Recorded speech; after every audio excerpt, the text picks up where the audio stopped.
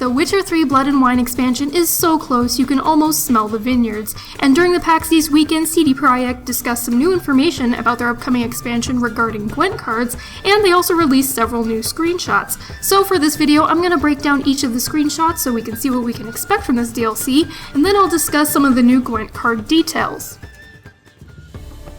Alright, so in this first image, we get our first look at the Duchess of Toussaint, Anna Henrietta. She's standing with three lovely ladies who may be her daughters, her sisters, or maybe nieces, I'm not sure, but they definitely look like royalty, and this girl on the end totally looks like she wants the D, just saying. Now, Anna Henrietta actually had an affair with Dandelion back in the day, so perhaps we'll see Dandelion reunite with his former love in Blood and Wine, although it's probably not likely since she banished him from Toussaint after he cheated on her. But, you know, I wouldn't mind hanging out with Dandelion one last time during the game. Now, in the background we also see a little portcullis, so this looks like maybe they're standing in front of the entrance to the kingdom, or it could even be a fighting arena. And we also see some little flags beyond the gate that kind of remind me of horse racing in the game, which we already know is a hobby that the Nilfgaardian royalty likes to partake in, so maybe Geralt wins a horse race and he's greeted by the Duchess afterwards.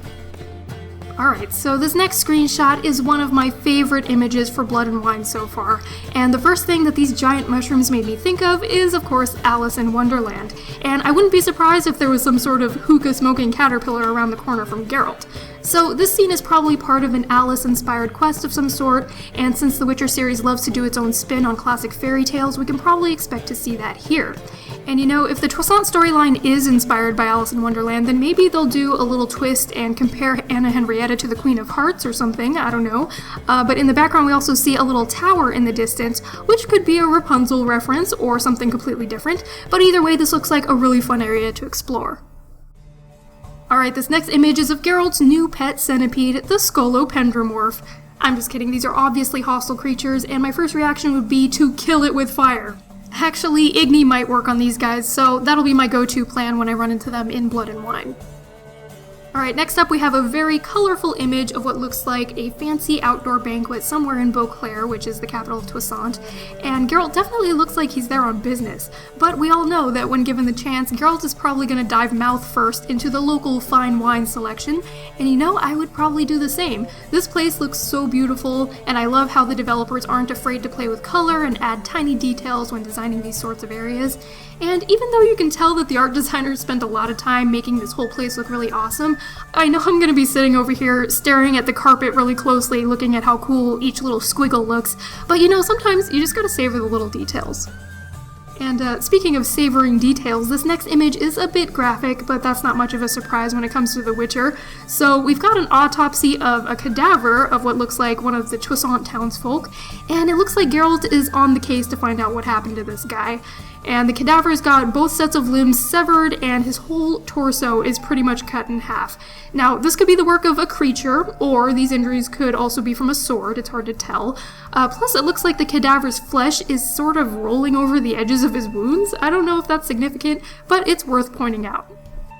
Alright, switching gears from the gore fest, lastly we have this lovely scenic image of the Toussaint countryside. There appears to be this little village tucked away in a green valley, and off in the distance we can barely see a little single building on top of a hill, though it's not really clear what that building is, and we can't really see the castle from here, so this is probably a village just on the outskirts of the Royal Palace area. And according to the developers, the Toussaint region is going to be the size of all of Skellige combined, which is definitely impressive.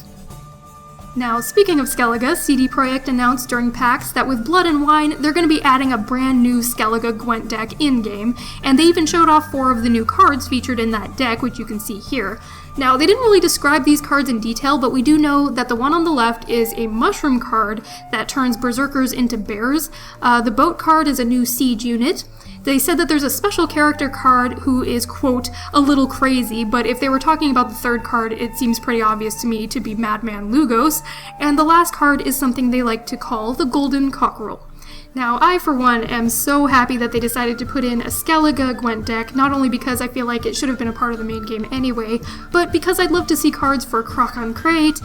Ermion, or even Ceres and Hjalmar, and hopefully we'll see some of those characters in the deck along with some of their unique abilities. Now, rumor has it that there is also going to be another physical pair of Gwent decks coming with the retail copy of Blood and Wine, which would make sense because Hearts of Stone came with 2 physical card decks as well. Plus, there's a leaked image on NeoGAF that confirms this, as you can see with the Northern Realms and the Nilfgaardian Gwent image in the corner, but it's still a rumor, so take it or leave it. Also, during the same Gwent presentation, an audience member asked if CD Projekt would consider making a standalone Gwent mobile game, and the developers basically avoided the question and asked instead for a rousing response from the audience in support of the idea, and they said they would take the response video of the audience reaction back to Poland for further consideration. So, regarding the standalone Gwent, there's nothing in the works yet, but at least the idea has been planted in the developers' minds.